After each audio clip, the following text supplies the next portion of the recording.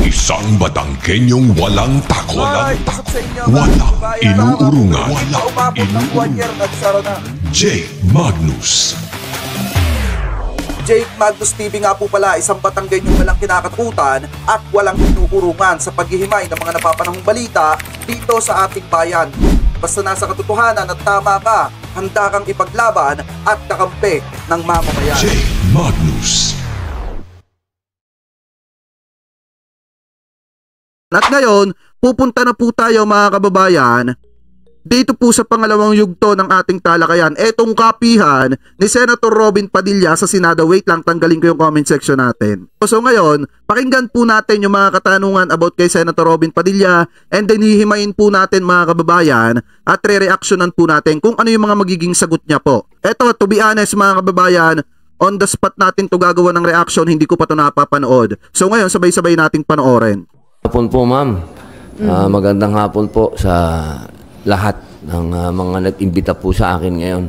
Ako po'y masayang-masaya at natuloy na tong ating kapihan. Finally, first time nyo. Anyway, sir, unahin ko dahil kahapon nagkaroon ka ng napakaraming 2 consultative meeting, isang public hearing. Unahin ko po yung consultative meeting tungkol sa role ng media sa panahon na may conflict o kaguluhan sa ating bansa. Ano po yung initial findings ninyo o naging observation matapos marinig yung mga statements ng mga invited resource person? Naging klaro ba sa inyo kung ano yung dapat na role ng media? Opo. Una po, a'udhu billahi minasyaitanir rajim. Bismillahirrahmanirrahim. Alhamdulillah Rabbil Alamin. Bismillahi wassalatu wassalamu ala Rasulillahi. Assalamualaikum warahmatullahi. Pagbati po ng pagpapala, awa at kapatawaran ng Allah, ng Panginoon Diyos sa ating lahat. Ma'am, yung pong nangyaring aming consultative meeting kahapon, pangatlo po yun. Merong una, yung patungkol sa SMNI. Pangalawa, hearing yon. Patungkol naman po sa constitutional amendments. Pangatlo, consultative meeting uli. Kasama po yung ating mga bayani naman sa media. Opo, yun po yung pinaka-ending. Ang ginawa po ng ating legis, hinuli po nila yon. Dahil para sa amin, yun ang pinakamahalaga sa oras ngayon. Yun ang bigyan dapat ng mahabang oras. Kasi yung mga una para sa amin, mahalaga din siya. Pero itong pangalawang consultative meeting, ito yung may kinalaman sa nangyayari ngayon. Hindi lamang po sa loob ng bansa, kundi pati sa panlabas. Geopolitical na po kasi ang ating sitwasyon ngayon. Alam naman po natin na may nagaganap ngayon na balikatan at nakasuporta po ako dito 100%. Pero sabi niya nung una mga kababayan, dapat daw hindi na ginawa ni PBBM, dapat hindi na humantong. Ano po sa nakipagkasundo pa tayo dito sa US mga kababayan at dun sa mga malalayong bansa. Ano po, yun yung sinabi ni Senator Padilla nung una. Pero ngayon mga kababayan, yung balikatan exercises sa pagitan ng US at saka ng Pilipinas, 100% daw sinusuportahan na ni Senator Padilla. Ano po sa ngayon, ipagpatuloy pa natin? Katunayan, ako po ay nag-postpone pa ng isang Ride for Peace para magbigay po ng suporta dito sa balikatan. Ngayon, dahil po sa nangyayaring balikatan na to, gusto po natin na magkaroon ng tamang impormasyon yung ating mga kababayan. Sapagkat iba't iba po ang lumalabas na mga istorya, kanya-kanyang narrative. At yung mga narrative po, magkaiba doon sa narrative ng international news. Kasi po, dito po sa atin, ang narrative natin palagi, domestic lang, na tayo ay binomba ng tubig, ang ating supply ay hinarang, hindi binigyan ng respeto yung ating mga mangingisda. Ito po yung mga domestic issues. Hindi, local issue ang tawag doon. Mga kababayan, ano po, kasi nga naman, malimit lang mapag-usapan yung patungkol po sa nangyayari sa Pilipinas. At medyo lamang po matalakay, ano po yung mga patungkol sa nangyayari sa ibang bansa. Parang ganun ata yung tinutukoy ni Senator Padilla dito. Ano po yung pagpatuloy pa natin? meron na po tayong napakalaking international na issue. Ito po yung napapabilang po tayo dito sa mga hidwaan na pandaigdigan.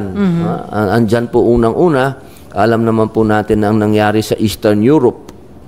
Andyan po yung Ukraine at ang Russia, at ang akala po ng lahat ay matatapos na tong gera na to, hindi pa po pala, sapagkat kaka-approve lamang po sa Congress ng Amerika ang panibagong budget para sa gera, para sa suporta sa Ukraine. So hindi pa po natin nakikita ang pagtatapos ng gera na to.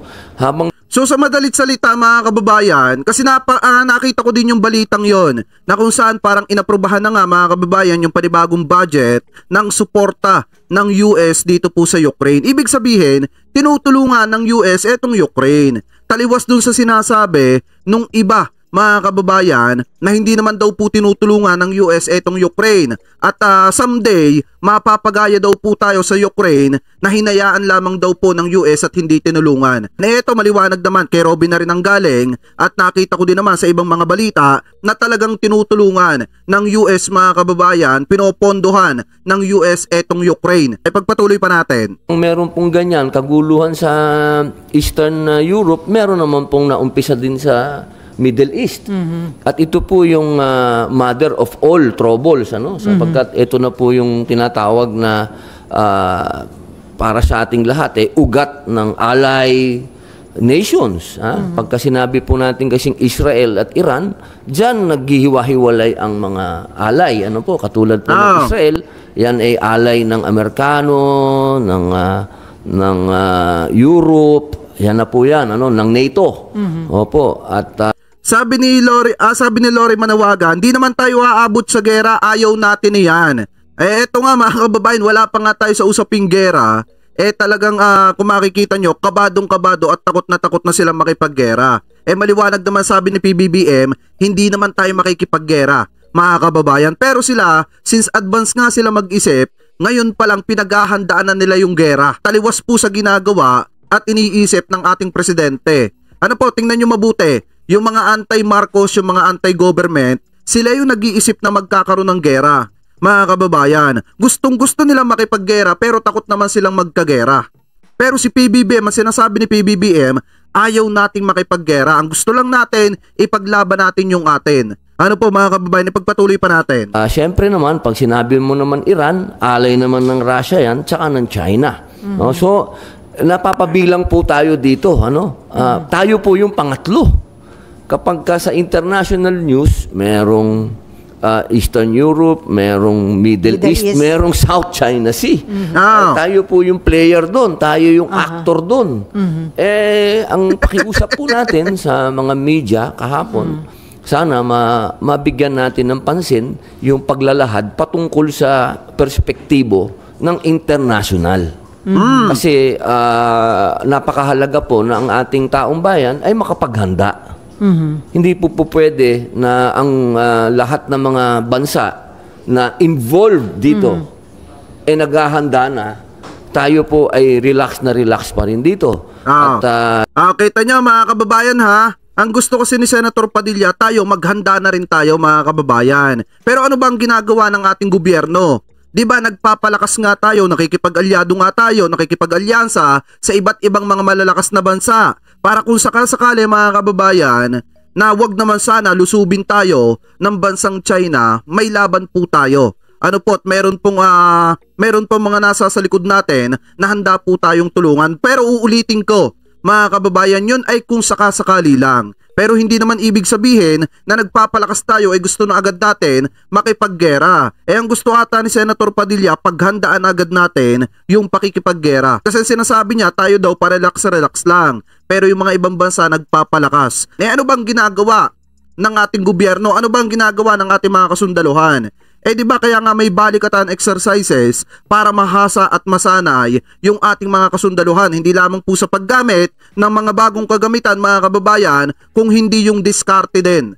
Ng mga dayuhan, matulad din ng mga Pilipino. So ngayon, ipagpatuloy pa natin. Sabi naman po ng media, handa sila na antayin ang pasabi ng Pico. ng ating gobyerno kung ano ang dapat gawin.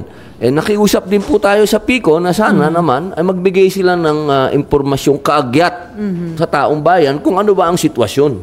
At na makapaghanda naman tayo. Sapagkat alam naman po ninyo, pagka ganyan yung balikatan na exercises na yan, baka may hindi perpekto, tao lang po tayo. Baka merong hindi kanais-nais na mangyari, wag naman sana. At yan ho ang pinagpapanalangin natin umaga't gabi na wala pong mangyaring hindi kanais-nais at mag-umpisa ng digmaan. Pero siyempre, kailangan po natin iparating sa ating media kung ano yung mga pwedeng mangyari. Katulad po ng... Eto lang naman yan nasa China kasi ang bola. Kung sila gagawa sila ng hakbang na kung saan mayroong babawian ng buhay dun sa isinasagawang balikatan exercises, ibig sabihin, sila yung nag-umpisa ng gera. Sila yung nag-umpisa ng gulo sa West Philippine Sea, mga kababayan. Pero kung mananatili silang kalmado, tahayaan nila yung balikatan exercises, wala namang mangyayaring gera. Ano po, taliwas dito sa sinasabi ni Senator Padilla. Ano po, so ngayon ipagpatuloy pa natin. Pwede nang pagka nag-umpisa ang gulo, mawalan ng kuryente, mawalan ng internet, mawalan ng tubig, paano ang pagkain, paano ang evacuation ng tao. Yun po yung mga bagay-bagay na napag-usapan po kahapon. At sinabi naman po ng media na sila ay handa. Ganun naman din po ang sinabi ng Civil Defense na ang komunikasyon ay kayang-kaya nilang itayo kapag nagkaroon ng, yun nga po, ng hindi ka nais-nais. Yun po yung buod noong pag-uusap kahapon sa consultative meeting sa media. So sir, ang concern nyo rin dito, dapat maging maingat ang media sa mga pinalalabas? Ay, hindi po. Hindi naman. Wag. Ang kailangan lang po natin magkaroon ng iisang boses. Oo, kumbaga bigyan natin ng atensyon yung nangyayari sa perspektibo ng international, yung geopolitics. Opo. Huwag natin masyadong tingnan ng domestic lang kasi pag domestic lang, masyado lang umiinit ang ulo nating lahat. Hindi naman po pwede. Sabi dito ni Ate Raquel Sarito, buti nga yung government ngayon open sa mga media, di gaya nung kay Duterte, bawal closed door ang usapan nila. Kaya nga kung makikita ninyo, may kumakalat ngayon na balita. Ano yung sinasabi sa balita, mga kababayan? Na nung panahon daw ni dating Pangulong Duterte, yung pang-aabuso ng Chinese Coast Guard, mga kababayan, dito sa West Philippine Sea. Lihim daw sa publiko o hindi na iipakita sa publiko. Kumbaga mga kababayan, since noon nga nung panahon ni dating Pangulong Duterte, limited lang talaga yung paglalabas ng impormasyon, lalo na dito sa West Philippine Sea, hindi malimit po mabalita yan. Pero ngayon mga kababayan, tingnan nyo naman, lahat na nangyayari sa ating gobyerno, kailangan dapat alam ng sambayan ng Pilipino. At open dapat ang sambayan ng Pilipino na marinig at makita kung ano yung sitwasyon ng ating bansa. Ano po, taliwas po dun sa ginagawa dati ng Administrasyong Duterte. Di umano, mga kababayan, na limitado lamang yung paglalabas ng mga impormasyon. So ngayon, ipagpatuloy pa natin. Na tayong lahat ay mainit lang ang ulo. Dapat ngayon, dahil nandito na to sabi ko nga po, nandito na to, wala na tayong magagawa, nandito na to, suportahan na lang natin yung administrasyon. Nandito na yung mga alay natin, nakalanding na sila, nandito na sila sa bansa natin, nagsasagawa na tayo ng mga military exercise, suportahan na lang natin ito. At ang tanging maibibigay nating suporta, huwag tayong problemahin ng ating mga sundalo dahil alam ng ating mga sundalo na tayo ay handa. Ang sibilyan ay handa, ang gobyerno ay tumatakbo, kahit anong mangyari, ang gobyerno ay, sabi nila kahapon, ang pakiusap ko sa gobyerno, sana naman po, kung wag naman, pero kung pagka may mangyari, sana wag maputol ang komunikasyon ng gobyerno sa tao. Sapagkat ang tao, kapag wala nang narinig yan ng ang gobyerno, matatakot na yan. Pero hanggat nandyan ang gobyerno, naririnig niya, hindi matatakot ang taong bayan. You're saying na better na maging prepared tayo. Opo. Dahil pwedeng may maraming possibility na mangyari. Alam nyo, pagka binasa mo yung nangyari sa Ukraine, walang naniniwalang mangyayari yun. Walang naniniwala na ang Israel at ang Iran ay head-on magkakaroon ng confrontation. Ang alam natin, lagi lang proxy war yan.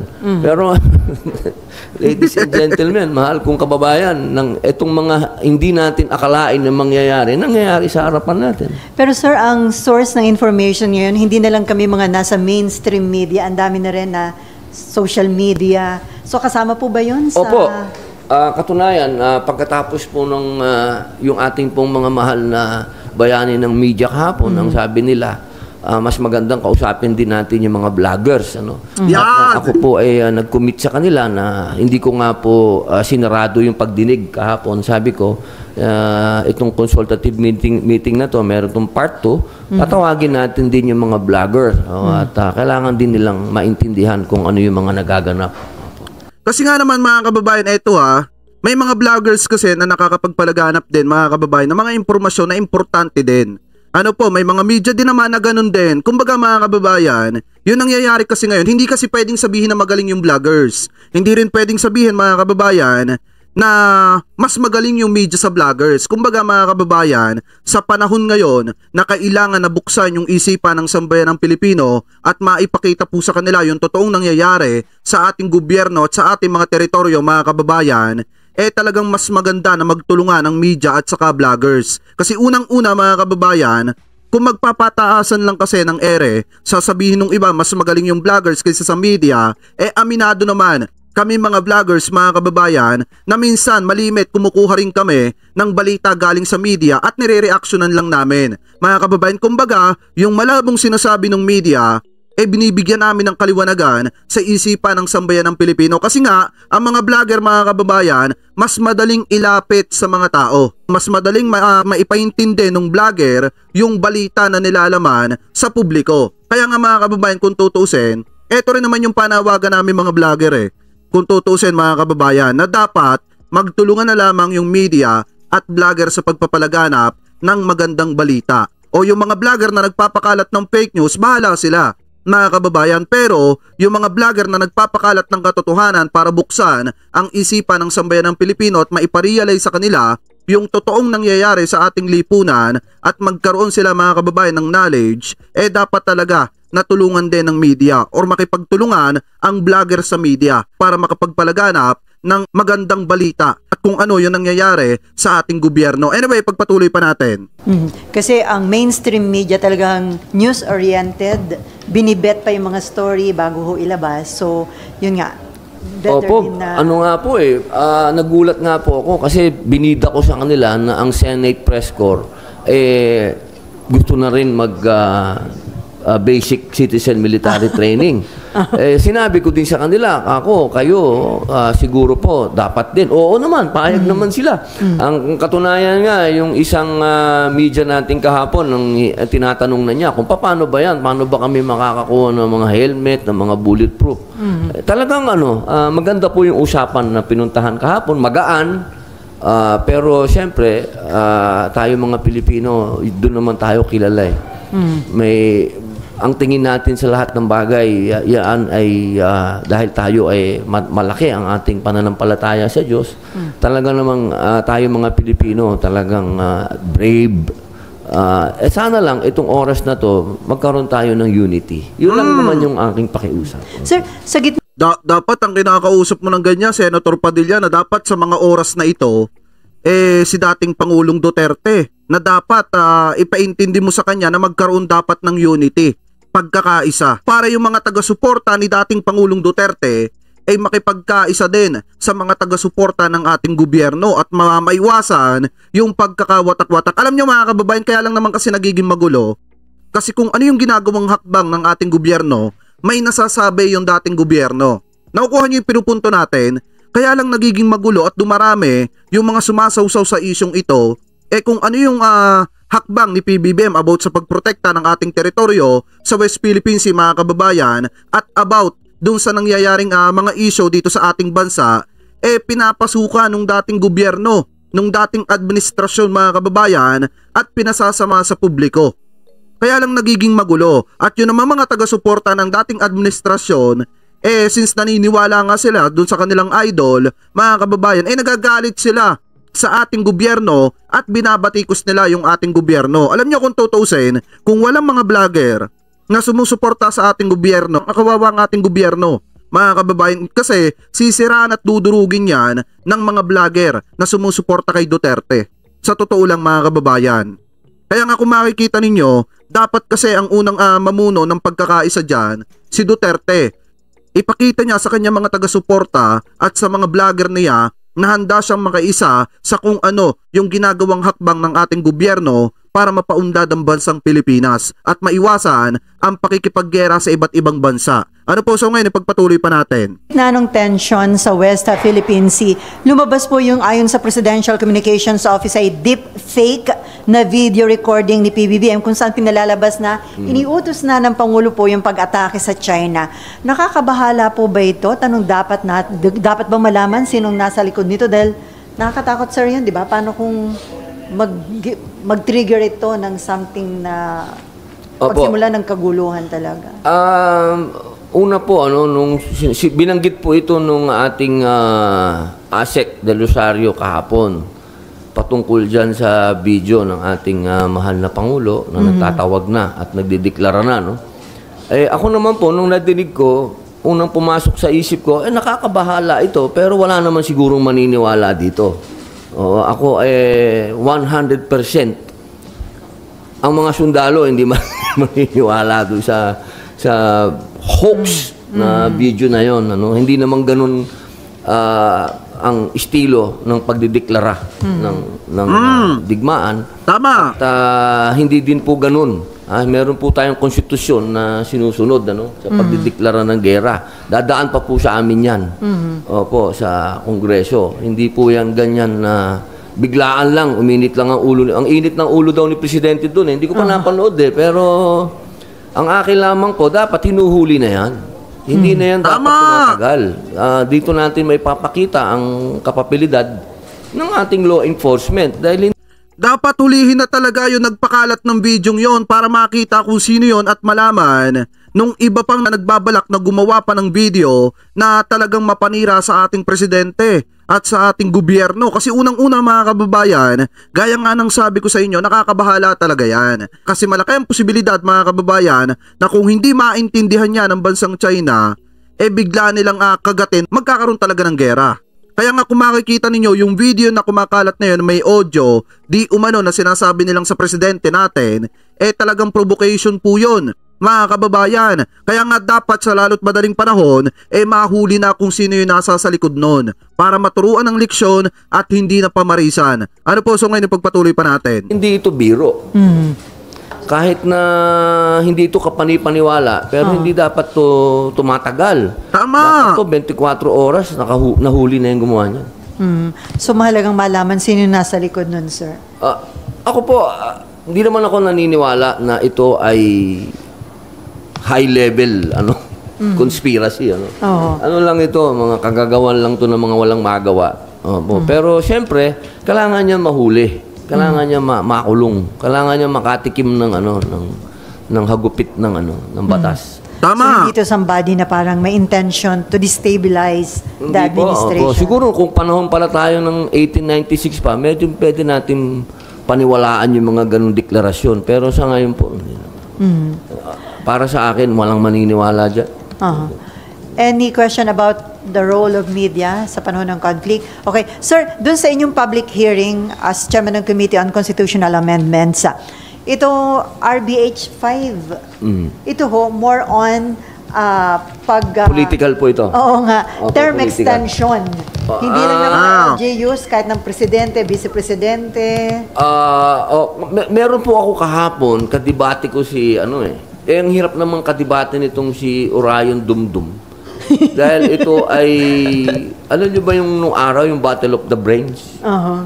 Winner yun dun So talagang so mahirap makapagdebate. Mahirap makapagdebate sa ganung katalino, Medyo pinipilit na sa akin kahapon na magkaiba yung term extension sa sinasabi nating term limit. Sabi niya, pare, siyempre ako naman siyempre ikaw senador, makinig ka sa sinasabi nung tao.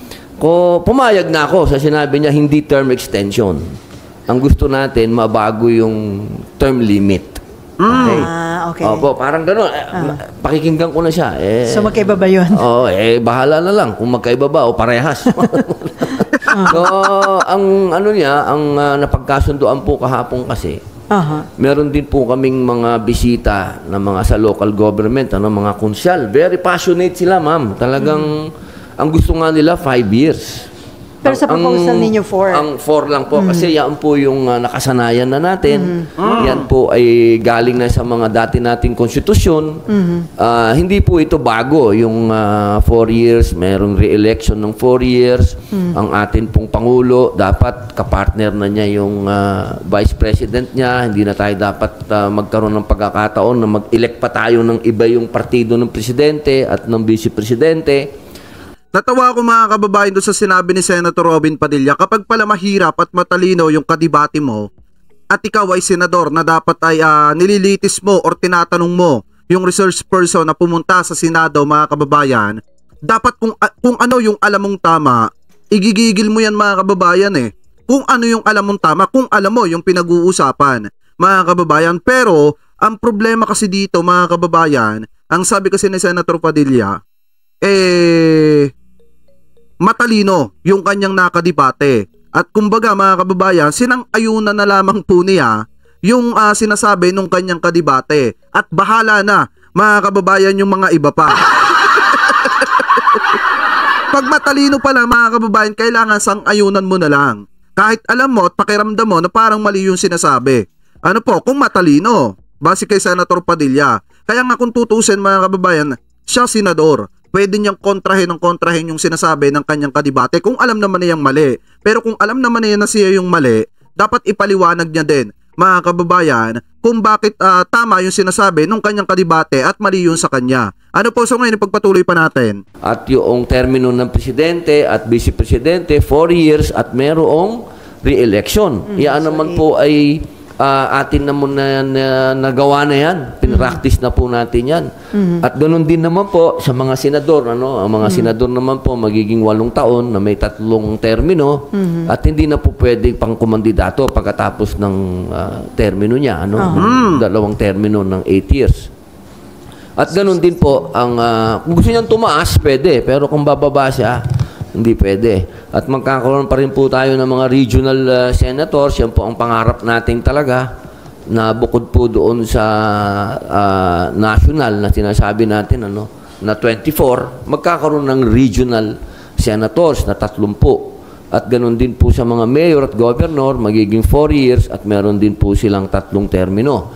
Doon po sa pag-uusap, lumalabas po doon na yung ibang bansa na katulad ng Singapore, ang kanila pong termino doon ay 5 taon daw. Pinapacheck ko pa po ito lahat po ito pinababalidate ko. At doon daw po sa ibang bansa na ang Pilipinas na lang daw po ang natitira na merong term limit. Merong sa ibang bansa daw wala nang term limit. Basta magaling yung magaling yung leader, pwede siyang umulit ng umulit. So sabi ko po, mas maganda siguro baguhin na muna namin itong aming resolution at isusulong ko na lang ang CONCON. Kasi parang palaki po ng palaki pa. Lumalaki yung scope Kasi habang nakakausap mo yung mga expert, marami silang mga input, marami kang naririnig na talagang itong ating 1987 na Constitution ay hindi na nakakatulong, huli na siya sa panahon, kailangan na siyang baguhin, kailangan tayong sumabay sa Agos kung ano ang ginagawa sa ASEAN at sa ibang bansa. Yun po ang aming nagpagdesisyonan. Sinuspindi po namin ang hearing kahapon at dapat kasi talaga mga kababayan, baguhin na yung 1987 Constitution. At aprubahan yung isinusulong na tsa-tsa. Kasi makakatulong naman po talaga yan mga kababayan sa ating bansa. Kasi unang-una, makakapag-invest mga kababayan, malaya makakapag-invest yung mga investor, yung mga foreign investor dito po sa ating bansa. Kaya kung titingnan nyo mga kababayan, maliwanag naman kasi yung sinasabi dyan nung mga nagsusulong nitong tsa-tsa, hindi naman para pahabain yung termino ng isang presidente at ng vice-presidente. Mga kababayan, kung hindi, para makapag-invest yung foreign investor dito po sa ating bansa at ganahan sila na mag-invest dito po sa ating bansa, mga kababayan. Kaya nga kung makikita ninyo, 'di ba, naikwento ko sa inyo yung sinasabi ng isang vlogger na DDS. Ano yung sabi ng isang DDS vlogger? Na kapag ka daw na-approve na at nabago na yung 1987 Constitution, mga kababayan,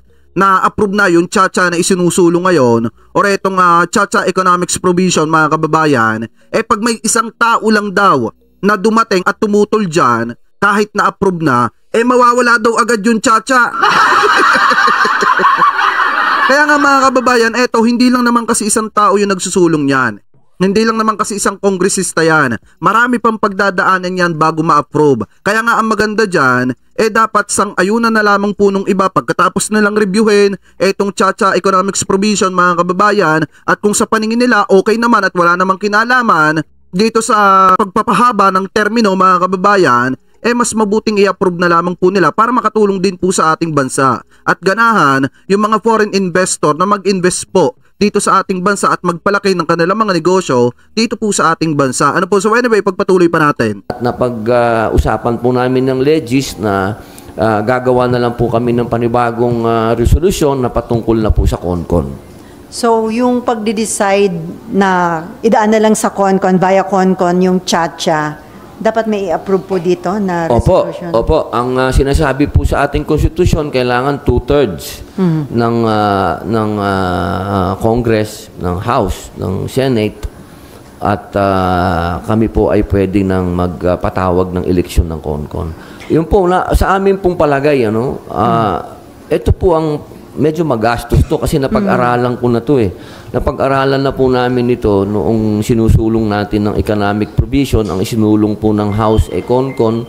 Binasa ko yung kanilang bill, resolution. Nakita ko po doon na medyo magastos nga kasi nagpa-compute din kami diyan. Kasi mag-i-elect pa ng mga... Opo, galing pa sa NEDA, bilyon.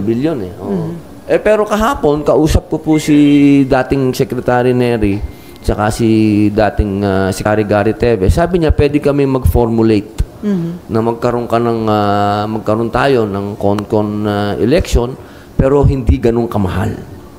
Pwede nating gawin yan. Sabi niya, ililimit natin yung number ng delegado at magagawa natin na mura. Sabi ko, mas maganda po sana yung ganyan. Sa akin naman po kasi, mahalaga na naiintindihan ng taong bayan kapag pinag-uusapan ng charter change. Kasi ang nangyayari po, ito pong ganitong pag-aamenda o pagbabago ng saligang batas, hindi po ito masamang gawin. Hindi po ito ipinagbabawal gawin. Katunayan, nasa loob po ng konstitusyon na pwede mong gawin. Hindi po pwede na hindi natin ito pinag-uusapan. Kailangan pag-usapan natin ito. Kasi ang bayan po natin sa ngayon, alam naman po natin na hindi tayo umuusad. Alam naman po natin na tayo taon-taon, umuutang tayo, ang deficit po natin napakalaki, nasa 2 trilyon yata. Kailangan po tayo mag-isip ng paraan kung paano po tayo mabubuhay nang hindi naman po tayo puro utang at hindi naman po tayo palubog. At ang nakikita po natin na paraan para mangyari yan, baguhin natin ng saligang batas. Bakit saligang batas? Kasi yun yung guide. Yun yung kumbaga, yun yung sasakyan natin, yun yung vapor natin.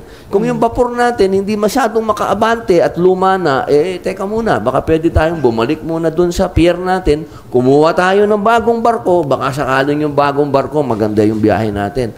Yun lamang po naman. Hindi naman po ito pinagpipilitan. Pero dahil kami ay mga mambabatas, kami po hinalal ninyo, kami siniswelduhan ninyo, ba't hindi namin pag-usapan? Pag-uusapan lang. Kaya nga tayo nandito para pag-usapan.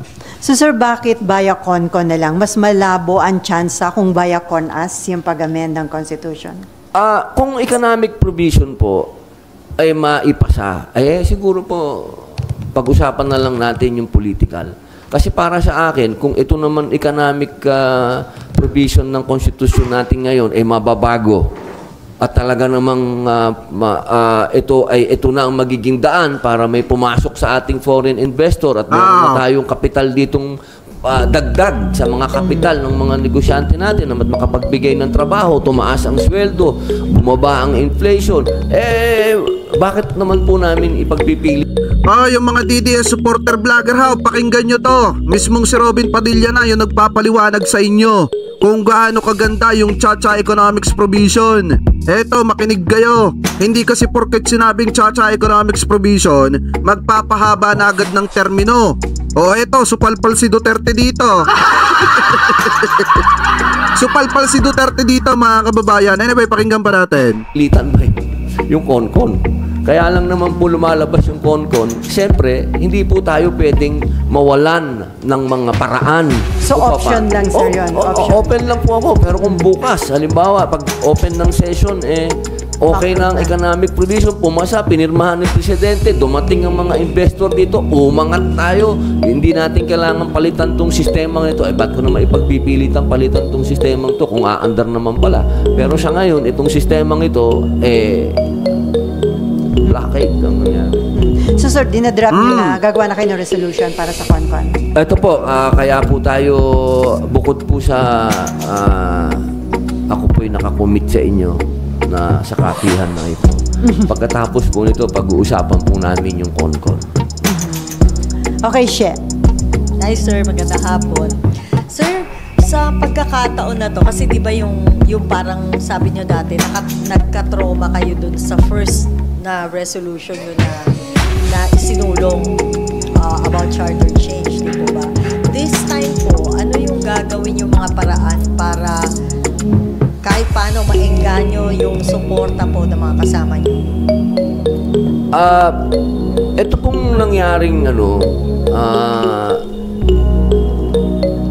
kasi itong pangalawang pagdinig patungkol po sa economic provision, nanggaling na po kasi ito kay Presidente. Ito yung magandang senyales. Kasi noon, nung sa atin pong pagdinig, pinanindigan natin kung ano yung nasa konstitusyon na pagdating sa constitutional amendments, ang taong bayan ang mag-a-approve nito. Yan ang nasa konstitusyon. Siyempre, tayo po ay neophyte. Hindi natin alam na ang pasikot-sikot dito sa legislative na kailangan pala talaga kahit na walang kinalaman ng presidente doon sa pag-aamenda ng batas, kailangan pa rin na siya ang mag-utos. Kaya umandar po ito. Umandar ito kaagad Kasi pagkasabi ng mahal na Pangulo na gusto niya ng amendahan ng economic provision, umandar to kaagad. Ang bilis. Nakakatuwa. Opo. Kaya sana wag pong huminto yung ganong klaseng pag-usad. Kahit pag-usapan lang. Pag-usapan lang natin. Napakasarap niyang pag-usapan kasi may kinalaman nito sa ating pag-unlad. Kaya po sa akin, hudyat yan na ang presidente natin, ang mahal na Pangulo, ay okay siya sa charter change. Ibig pong sabihin, hindi ito, ilang taon pa si presidente. Kung hindi man, sorry po. Kung hindi man, halimbawa man, sana naman, pumasa na to. Kung hindi man ito pumasa, hindi po tayo titigil na maggagawa ng mga resolusyon o panukala patungkol sa charter change hanggat andyan ang Pangulong Bongbong Marcos na naniniwala sa Chacha. Ito po yung RBH 5. Ito pong pinag-uusapan natin. So, hindi nasira yung loob po ninyo na isulong yung mga political amendments? Hindi po. Lalo po akong, kasi hindi naman po ito bago. Alam naman po ng lahat na ito ay plataforma ko. Hindi po ito, nagising ako, gusto ko na to, o nautusan ako ng kahit na sino. Wala. Ito po ay advokasya ko ito. Hindi po ako titigil dito. Ang lumalakas lang po ang loob ko dahil nakikita ko na ang Pangulo ay pro, ang House ay pro. Naniniwala naman ako na isang araw, dadami ang mga kapatid natin senador na... Kita nyo mga kababayan di ba ayaw ni Duterte ng Chacha? Eto maliwanag to mga kababayan. Ayaw ni Duterte ng Chacha kasi nga malimit sinasabi ni Duterte, mga kababayan, na andudun din si Robin nung sinabi ni Duterte yung sa mga rally na wag hayaan ng sambayan ng Pilipino na maaprubahan etong Chacha. Kasi nga, gagamitin lamang daw po ito ni PBBM para pahabain yung term nitong si PBBM sa pagka-presidente at para humaba din yung term ni Inday Sara Duterte sa pagka-vice-presidente.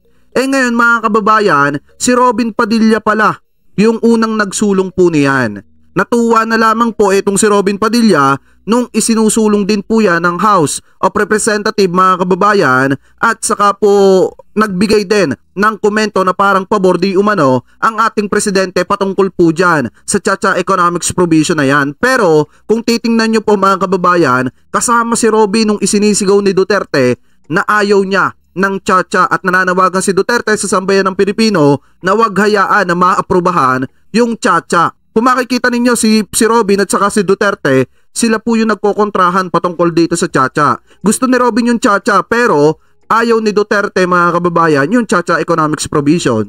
Ano po, so ngayon ipagpatuloy pa natin. Mapag-usapan ito. Hindi ko po sinasabing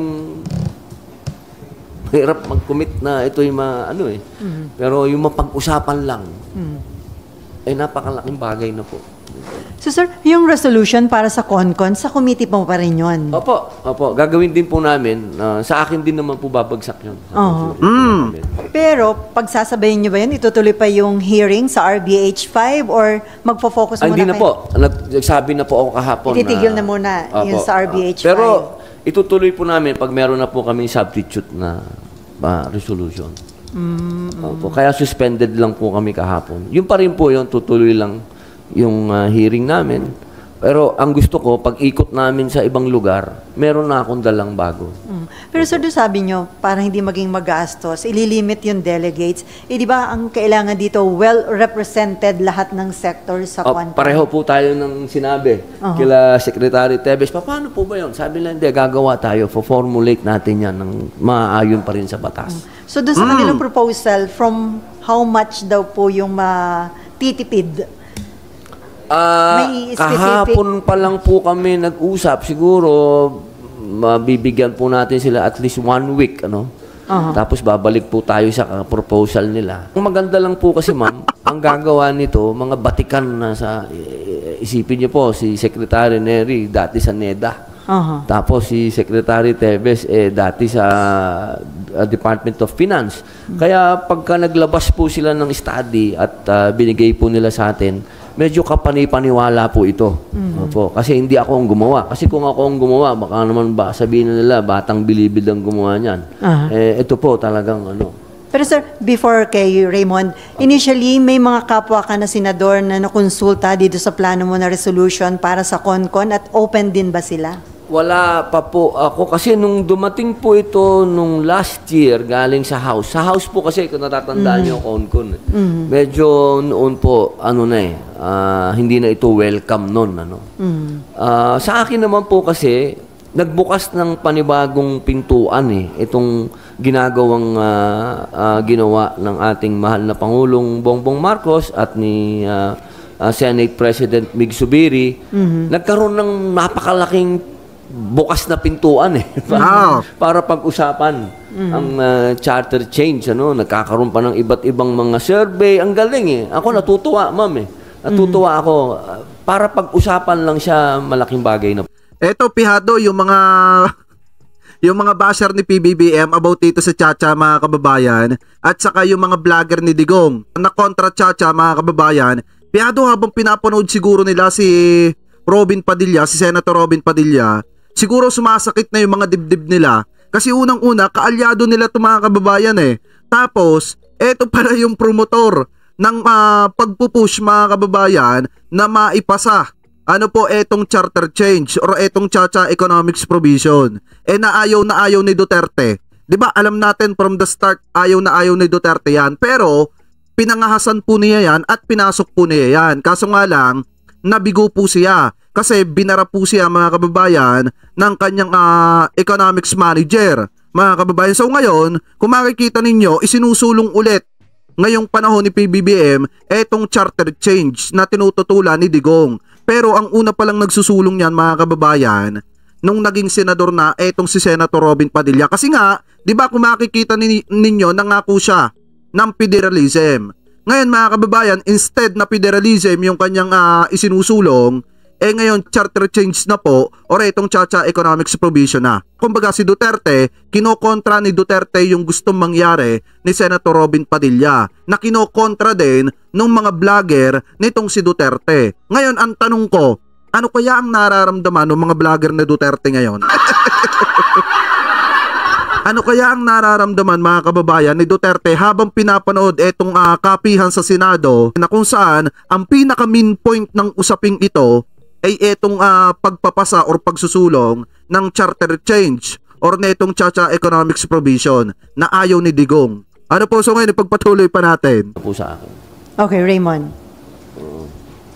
Sir, good afternoon. Ang Chacha kasi parang busted na pero nanliligaw pa rin. Ano? So, eto, economic provision pa lang yung pinag-usapan dati, pero eventually ang lumabas sa survey ay parang nasa 80% na kababayan daw natin yung parang turned off. So how much more pag dagdagan natin ng pampaasim yung political provision ay paano natin makumbinsi yung kababayan natin na mag-turn around in favor of? Yung konbinse, siguro tingnan lang ng mga kababayan natin yung sitwasyon nila, makukumbinsi na sila eh. Makinig kayo ha, yung mga taga-suporta ni Digong. Pakinggan nyo tong sinasabi ni Senator Padilla. Kasi alam ko mga kababayan, yung mga may ayaw niyan, ang karamihan mga taga-suporta ni Digong. Kasi nga, nanawagan si Digong na wag suportahan yung charter change, mga kababayan. So ngayon, pakinggan nyo po yung sinasabi ni Senator Robin Padilla.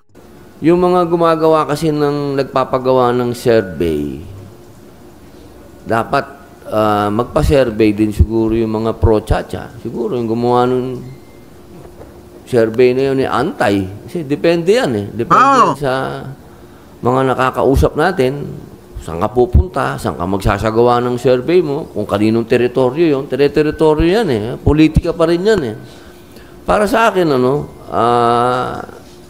the more na pinag-uusapan nito, the more na pabor yan para sa akin. Dahil lumalawak ang usapan.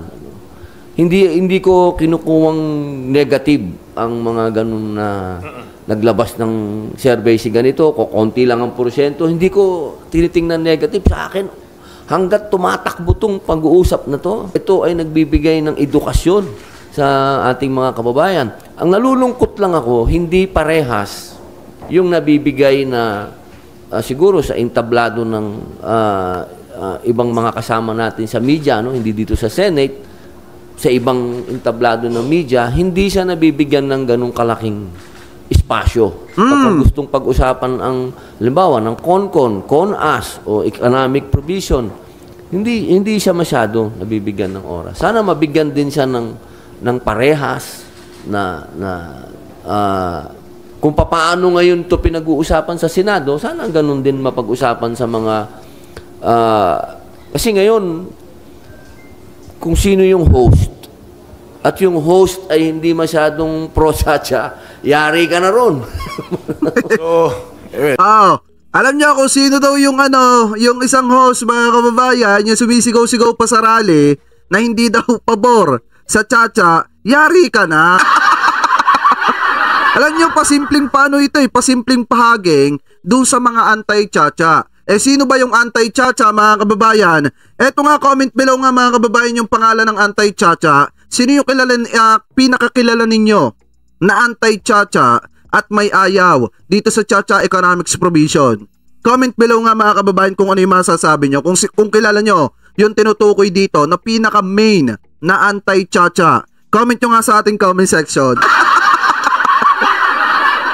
Ano ba, pagpatuloy pa natin? Well, ikaw na rin yung chairman ng Senate Committee on Mass Media. So, gaya na sinabi mo, kulang yung exposure.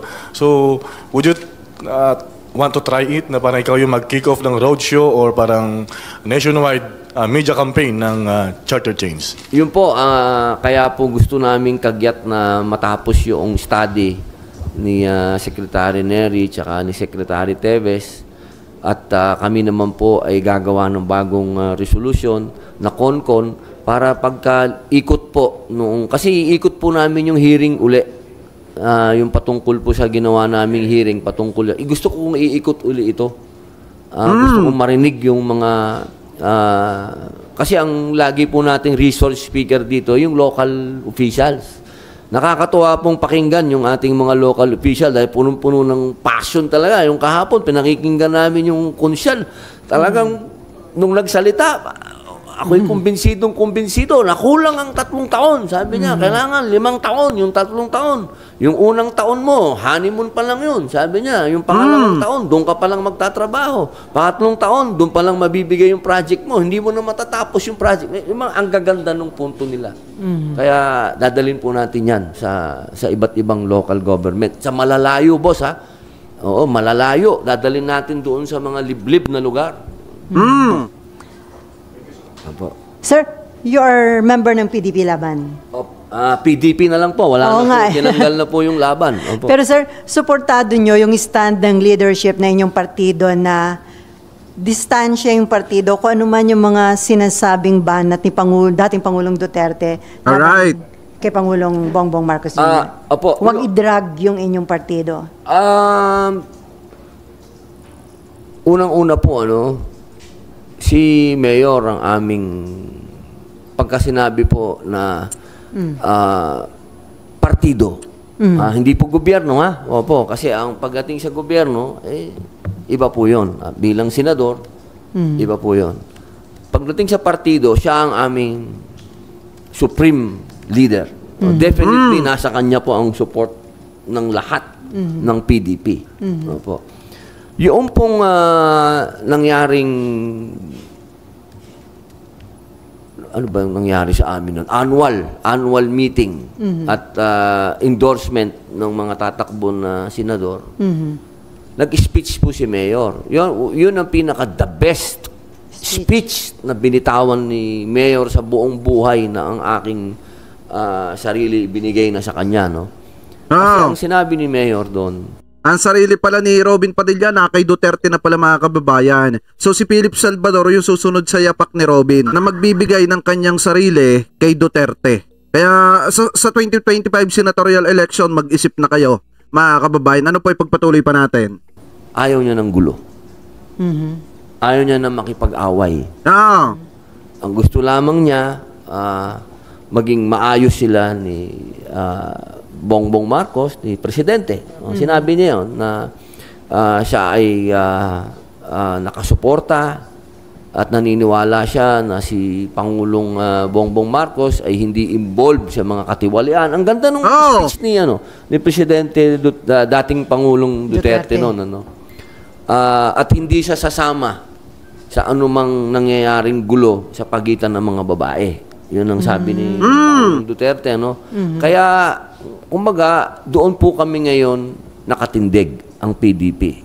Kung ano po yung huling talumpati at yun po ang huling alala sa amin ni Mayor na ang sinabi din niya na sana one day mawala na yung pinag-aawayan ng mga politiko at yaan po yung corruption.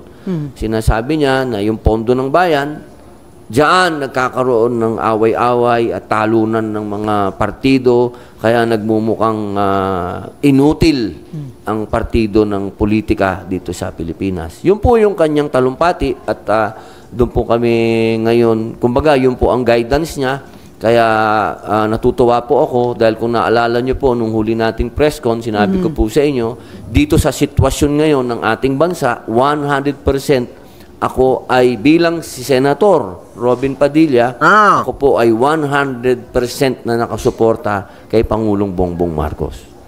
So, sabi ni Digong, sana maayos yung problema dun sa mga babae, referring to Vice President Sara and First Lady Siguro Lisa. Siguro po, hindi po siya nagbanggit ng Sabi ng supporter mga kababayan, sabi daw ni Digong.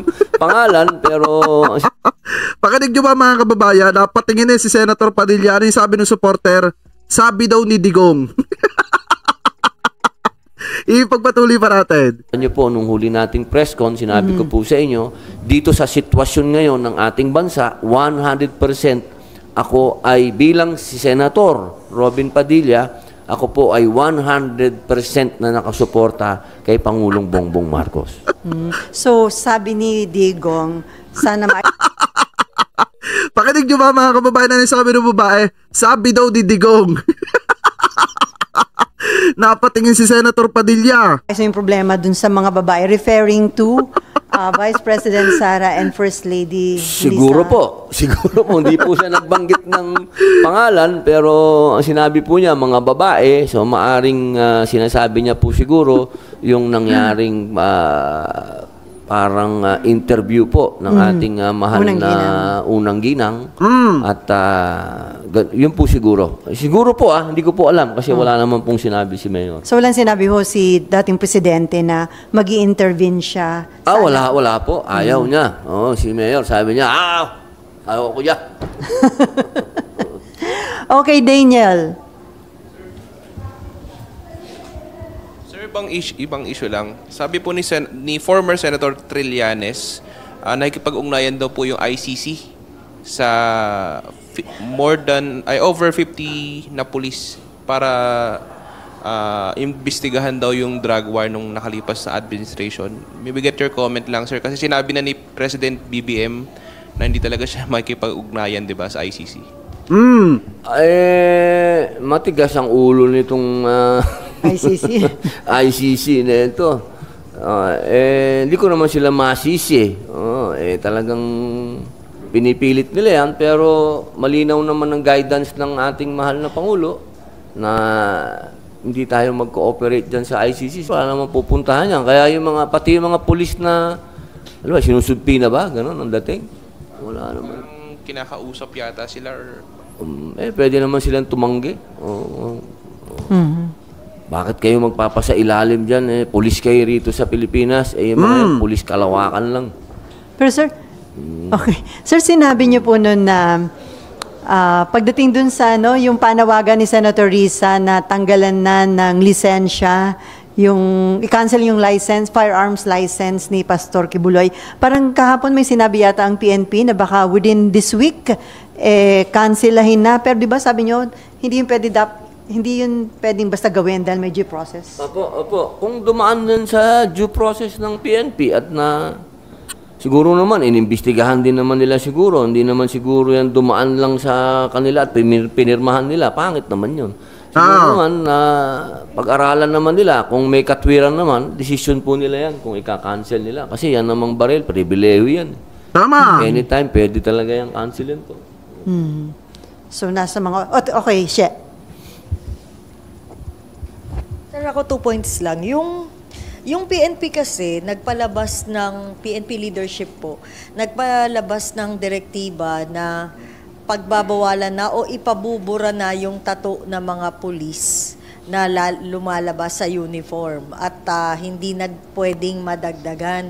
Kayo po bilang reserve force kayo, nakikita nyo ba yung significance ng ganong klaseng direktiba na sabi nga po na iba, wala namang kinalaman sa overall performance ng isang tagapaglingkod. Eto, stop muna natin. Balikan natin yung kay Kibuloy. Alam nyo mga kababayan eto lalo na si Pastor Apollo C. Kibuloy, alam naman natin akusado yan sa iba't ibang krimen. Ngayon mga kababayan, alam din naman natin na nababalita na si Pastor Apollo C. Kibuloy is humahawak ng mga high-powered na armas mga kababayan. Ngayon, ang usapin kasi dito, ipinariribok na yung license ni Pastor Apollo C. Kibuloy. Kumbaga, ipinatatanggal na sa kanya yung lisensya na nagpapatunay na pwede siyang humawak ng armas mga kababayan. Ang iniisip kasi nung iba dito, masyadong dinidikdik etong si Pastor Apollo C. Kibuloy or etong si Kibuloy mga kababayan. Pero kung ako ang tatanungin nyo, since akusado nga etong si Kibuloy, dapat po talaga sa lalo't madaling panahon maribok mga kababayan yung kanyang lisensya. Kasi nga naman mga kababayan, malaki ang tsansa na kung sakasakali na paigtingin yung kampanya na hantingin etong si Pastor Apollo C. Kibuloy, talagang baka mamaya nga humantong sa punto na yung mga baril na nagamit niya na hawak niya mga kababayan magamit niya na panlaban sa ating mga otoridad. Kaya nga sa lalo't madaling panahon dapat talaga mabawi na at maribok na yung mga lisensya niya mga kababayan at masamsam na yung mga barel na pagmamay-ari po niya. Ano po, so ngayon ipagpatuloy pa natin. Ng bayan. Siguro, ano po yan, baka memo yan, galing sa PNP siguro. Hindi naman siguro batas yan, dahil bawal yan. Hindi mo pwedeng pagbawal yun, expression yun. Wala yun. Pero siguro, kung memo yan ng PNP, disiplina ng PNP, wala tayong pwedeng ireklamo doon. Siguro lang, dapat gastos nila yung pagpapabura nun. Kasi magastos yun, ha? Magastos yun, pabura ng tato. Baka naman mapuwersa pa yung pulis na dumiskarte para mapabura lang ng tato. Kakaso pa. Siguro. Kasi series yun, sir, di ba? Hindi isang session. Opo. Magastos yun, mahal yun. Na-experience na ba, sir, magpatanggal ng tattoo? Gustong-gusto ko nang magpatanggal ng tato. Iipon pa ako Million ba yun? Pero siyempre, di ba po, kung memo yan ng PNP, hindi naman natin pwedeng kontrahin yung PNP chip, di ba? Pero para sa akin, expression yan. Isang bagay yan na kung hindi ka naman papasok sa PNP, walang pwede magbawal sa inyan. Talagang trip mo yan Pero sana, wag mo nang dumihan yung katawan mo. Sir, last na lang. Liliko lang ko ng konti. Okay. Sir, kanina kausap po namin si Dr. Virgilio Almario. Tapos sinabi nga niya, isang malaking problema sa bansa natin, maraming Pilipino ngayon hindi na nagbabasa ng libro. At yun nga daw po, patuloy sa pagbaba yung kalidad, yung kaalaman ng mga Pilipino. Kayo po bilang senador, ano yung nakikita nyong pwede nyong gawin para ma-encourage lalo na yung mga bata na humawak uli ng libro at magbasa? Kasi panahon yan palagay ko, ang pinakamaganda dyan, hindi na natin maibabalik yan kasi kahit kami ng mag-asawa, hirap na hirap kami dun sa mga anak namin. Lahat na ng magagandang libro, binili na namin. Talagang kung di ikaw ang magbabasa, hindi babasahin ng bata Kasi ang kalaban mo, yan, laptop, cellphone, tablet, yan ang mga kalaban mo cellphone. Ang pinakamaganda niyan, matagal naman nang merong libro dyan, yung pwede mong i-download dyan sa mga tablet. Siguro, pag dumating ang panahon na maisabatas na rin na mabigyan ng tablet yung mga kasi panukala yan mabigyan yung mga estudyante ng tablet. Hindi ko nga alam kung nasan na yung panukala na yan. Dapat siya ma-approve na Siguro yun, ma-introduce natin sa mga bata, nandun na nila makikita yung libro. Pero para yung physical na libro, pagpilitan mo sa bata, ma'am, kami mismong mag-asawa. Hirap na hirap kami. Kasi talagang iba ang panahon ngayon. Gadget ang kalaban natin, gadget. Kaya lang sir, yung job loss. Yung mawawalan ng trabaho tapos mamamatay na industriya. Yun din daw po. Dapat talaga yan, pinag-iisipan yan. Hindi naman yan ibig sabihin na mawawala na yung libro. Ang pinag-uusapan natin kasi, sa mga edad ko, gusto pa rin namin libro. Kasi andun pa rin tayo Ilan pa rin naman ang generation na yan na nakaka-appreciate pa rin ng libro. Yun lang pinag-uusapan natin, yung mga bata ngayon, talagang gadget sila. At kailangan natin yung i-provide yung tablet na yan. At yan din naman talaga ang ginagamit na sa ibang bansa ng mga bata. Ang dadating din naman ng panahon na yung mga batang yan, makaka-experience, babalik din yan sa libro. Babalik din yan. Kasi tayo naman, ako naman, kahit pag pumunta ka sa isang bansa, di ba, pagdating mo sa airport, ang hinahanap mo agad, bookstore. Kasi talagang andun pa rin ang appeal ng libro. Ngayon lang, gumawa kami ng libro. Yung EJK ni Bonifacio, lalabas namin bukas yun. Libro din yun. sa akin pa rin talaga, ako mismo, passion ko, libro pa rin. At yun, pinag-uusapan namin nga kanina nung aking COS, na ririgaluhan namin itong mga librong to, pag pinrint namin, ririgaluhan namin yung mga history teacher ng mga public school. Andun, hindi nawawala sa akin ang libro. Pero kung realidad ng sasabihin natin, nasa tablet naman mga bata. Pero Eto mga kababayan ako mayroon akong kapatid na maliit. Mayroon akong kapatid na bata pa. Ngayon mga kababayan, since nahihirapan nga ako na turuan siya na magbasa sa libro, ipagpilitan sa kanya na mas importante na magbasa sa libro kaysa magbabad sa cellphone mga kababayan, ang pinaka ginagawa ko kasi dyan, talagang sinasamsaman ko siya ng gadget. Sabihin na nung iba na mahigpit ako, pero hindi kasi matututo ang bata mga kababayan pagka gadget yung ibinigay mo sa kanya. Kahit sabihin pa natin, eto opinion ko lang naman, kahit sabihin pa natin na naandya dyan sa loob ng gadget, yung mga pag-aaralan ng bata, hindi matututo yan. Ano po, pupunta yan sa ibang apps, manunood ng kung ano-ano yan mga kababayan. Kaya mas mabuti talaga, ipakilala mo pa rin yung libro dun sa bata at gabayan mo, turuan mo yung bata. Samahan mo yung bata habang nag-aaral. Ano po, ituro mo sa kanya yung mga dapat niyang basahin sa libro, tutukan mo, bigyan mo ng 1 oras sa loob ng 1 araw. Mga kababayan, kung araw-araw mo nagagawin yan, malaki ang posibilidad mga kababayan na matuto yung bata sa libro. Kaso nga lang, kung iaasa natin sa gadget yan, talagang yung bata hindi natin masasabi na matututo talaga yan. Sasabihin natin na naando doon yung libro sa loob ng gadget, babasahin na lang doon sa gadget mga kababayan, hindi matututo yan. Ang gagawin yan, pag hindi ka na nakatingin, pag napalingat ka ng konti, manunood na yan ng kung ano-ano dun sa gadget. Kaya mas mabuti, paglaanan ng oras ng magulang yung mga bata para turuan. Kahit 1 oras, 2 oras sa loob ng 1 araw, malaking bagay na yan. Mga kababayan, ano po? So anyway, pagpatuloy pa natin. Senator Win, may proposed bill, sir, no, na ideklara ang buwan ng Nobyembre yata as National Reading Month. At saka mga kababayan, yung medyo nabigla lang ako doon sa sinabi ni Senator Padilla na maglalabas sila ng libro ng extrajudicial killings ni Bonifacio. Pero parang baligtad naman. 'Di ba ang sinasabi kasi na may extrajudicial killings, hindi naman kasi si Bonifacio kung hindi si Duterte mga kababayan. Kaya dapat libro ni Duterte yung inilabas nila, hindi kay Bonifacio. Ano po, dahil yung kay Bonifacio naman mga kababayan, kaya maraming namatay nung panahon niya kasi nakipaggera po sila.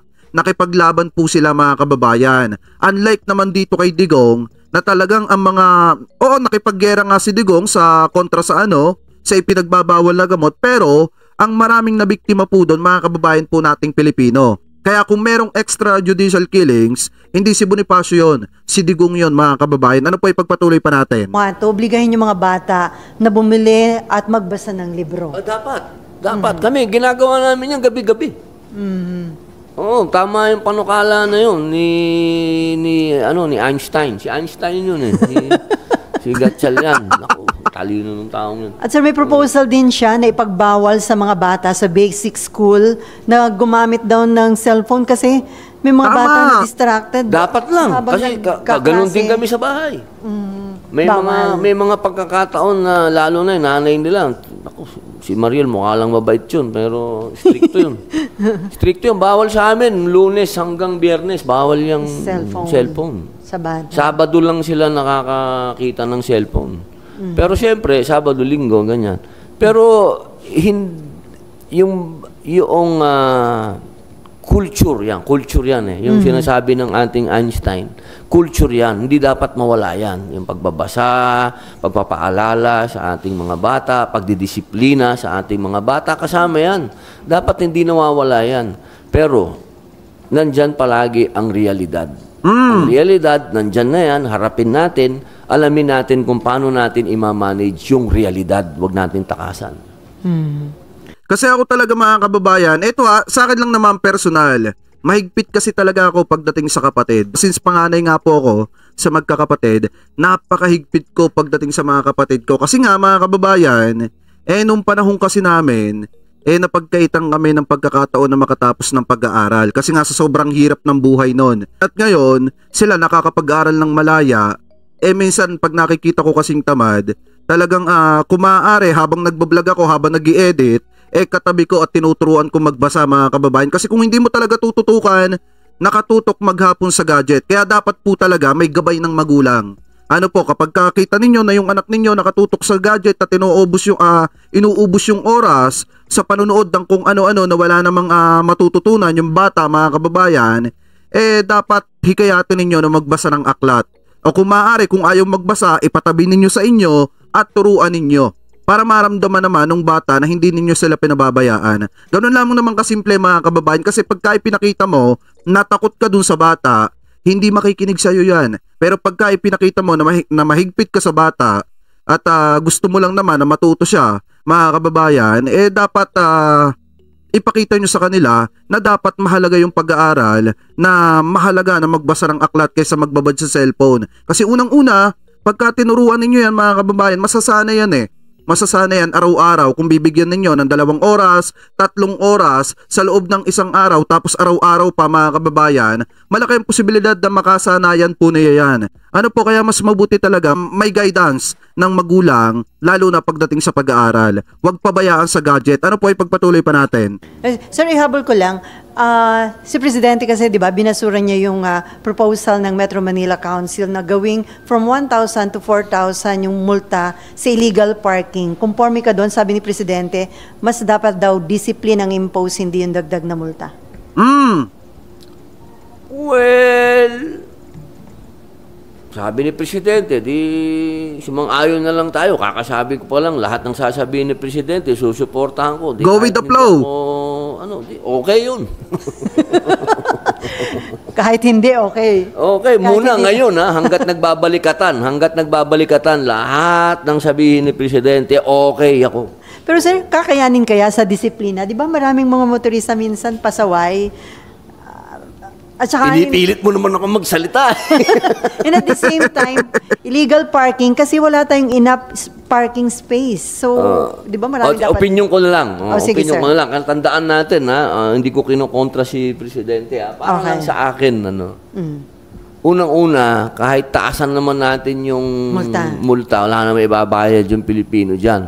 Baka naman pag-umpisahan pa yan ng away. Siguro, magkaroon na lang tayo ng mahigpit na, dalawa lang yan, tanungin mo yung tao, may pambayad ka ba? Pag sinabi ng tayo, wala, paparusa, ikukulong kita. Wag mong sabihin human rights, may disiplina to. Ikulong natin, kung ayaw niya magpakulong, bigyan mo ng trabaho sa, nung parol ako, may tawag doon Anong tawag doon, Tony, nung parol ako, yung bibigay community service. Community service. Community service. Habang pinagwawalis mo, binabatukan mo din. Tigas na ulo mo. Naku, on that note, sige. From A to Z. Meron na pala. May plano po ba kayong paimbestigahan pa rin yung suspension po ng SMNI? Thank you. Opo, naggawa na po kami kahapon ng, hindi po sa investigasyon, tama po kayo, kasi wala naman po kaming ganung mandato kahapon na gumawa ng investigasyon. Ginawa lang po namin ay consultation. Naging maganda naman po yung pag-uusap. Inaantay na lang po namin kung ano po ang desisyon ng majority floor leader, yung atin pong hinahangaan na senador na si Senator Joel Villanueva, na maglabas po kung saan po puntang committee yung pong hanggang ngayon wala pang committee yung resolution natin. Inaantay po namin para makapagsagawa kami ng formal na investigasyon. Pero kahapon naman po, masaya na po kami. Siguro kung akong tatanungin, okay na ako doon. Wag na tayong antayin na lang natin yung desisyon ng korte. Total, nasa Supreme Court naman na yata sila o Court of Appeals o hindi ko alam kung nasaan silang korte. Pero sa akin po, okay na, nagamit na natin ang resources ng taong bayan kahapon, hindi na siguro kailangan ulitin pa po yan. Pero sir, anong na-achieve? Yes. Eto talaga mga kababayan dito talaga ako nagtataka kay Senator Robin Padilla. Dapat, kung tutusin hindi na dapat niya pinaimbestigahan pa yung about sa SMNI. Kasi unang-una, dumaan na yan sa due process mga kababayan. Pamula MTRCB mga kababayan, hanggang sa nakarating mga kababayan ng Congress. At doon nga sa Congress, doon na-revoke yung kanilang prangkisa. mga kababayan, at parang nasuspindi pa sila. So ngayon, kung titingnan nyo mga kababayan, dagdag pondo lang yan dagdag budget lang. Kaya nga kung titingnan po natin, napakaraming bagay na pwedeng pag-usapan sa Senado na mas importante kaysa po dyan sa SMNI. Kasi kung titingnan po natin mga kababayan, yun ngang ABS-CBN nung tinanggalan ng prangkisa, mga kababayan. Hindi naman ata, pakitama na lamang po ako kasi parang hindi ko naman nakita na nahiring po yan sa Senado. Ang pagkakaalam ko parang sa Congress lang ata yan, mga kababayan. So ngayon, eto kasing SMNI, kung yan ay bibigyan pa ng prioridad dyan sa Senado, parang ang lalabas mga kababayan, hindi matanggap ni Senator Robin Padilla or nung pro-SMNI na talagang naribok yung kanilang yung kanilang prangkisa, mga kababayan. Kaya nga kung titingnan po natin, napakaraming pwedeng pag-usapan. Na mahalagang bagay na makakatulong sa sambayan ng Pilipino, hindi yung revocation or suspension ng SMNI kasi tapos na po yan, mga kababayan. At unang-una, nasa Supreme Court na po ata, nasa Supreme Court na po ata yung reklamo about dyan sa SMNI na yan, or yung reklamo ng SMNI, mga kababayan, patungkol sa kanilang suspension. Pakitama na lamang po ako kung ako po ay mali. Anyway, pagpatuloy pa natin. Yesterday. Kahapon po, nagharap sila. Nagharap yung NTC at yung lawyer ng SMNI at nakapag-usap sila ng neutral. Yun po ang magandang balita, maligaya po ang kumakatawan sa SMNI kahapon sapagkat nung sinagawa daw po yung hearing sa House, pinagtatakot daw po sila. Hindi daw po sila nakapagsalita at pinanakot yung contempt. Kahapon naman po, naging maganda yung usapan po at itayo po natin ng freedom of press, freedom of expression. Hindi natural mga kababayan, kapag ka may resource person ka kasi, laging dapat ipapakita mo na kapag ka nagsinungaling, makokontempt sila. Pero kung malumanay ka na mag-iimbestiga, malaki ang posibilidad na salita lang sila ng salita, pero sa likod nun mga kababayan, may pinagtatakpan na pala sila. Kaya dapat talaga pag nag-iimbestiga ka, medyo stricto ka at agresibo. Para kung makikita mo na mali yung sagot, pwede mo silang itama, mga kababayan. Or di kaya naman kung nagsisinungaling na, o di ipakulong mo at i-contempt. Ganun lang kasimple mga kababayan, para maiwasan yung panluloko sa investigasyon. So ngayon pagpatuloy pa natin. Freedom of speech, freedom of religion. Okay, na more? On that note, thank you so much Senator Robin Padilla at gayon din sa iyong media team headed by Joel Locsin. Maraming salamat po, ma'am. So ulitin, sir. Oo nga. Ayan mga kababayan, napakaliwanag naman. Napakarami mga napag-usapan dito. At talagang yung iba mga sinabi ni Senator Padilla, napakagandang marinig. Lalo na yung etong patungkol dito sa Chacha Economics Provision, sana ma-approve at wag tutulan ng iba. Kasi nakikita lang naman natin na mga tumututol dyan ng karamihan yung mga oligarko. Natakot mga kababayan na masapawan ng foreign investor. Kasi nga naman, yung mga oligarko gusto lang sila lang yung kumita. Mga kababayan, paano naman yung sambayan ng Pilipino na umaasa na mandagdagan yung kanilang mga sahod mga kababayan na magkaroon ng bago at magandang trabaho. Kaya dapat po talaga maaprubahan yung Chacha Economics Provision nang makatulong po yan sa mga kababayan po nating Pilipino na nag-aasam na magkaroon ng bago at magandang trabaho. Anyway mga kababayan, kayo po, komento po ninyo, comment below na lamang po mga kababayan kung ano po ang masasabi nyo hingil po dito sa mga topic po na tinalakay po natin. At bago po tayo pansamantala magpaalam, nais ko lamang po magpasalamat sa lahat ng Team Replay na hindi po nakakalimutan na i-like po ito pong ating live streaming na ito, na hindi po nakakalimutan na mag-iwan ng inyong mga komento at isubscribe po itong ating YouTube channel. Maraming salamat din po sa lahat ng Team Replay na hindi po nakakalimutan na wag i-skip etong ating mga ads. Maraming salamat po. Ingat po kayo palagi. God bless po sa inyo. Thank you po.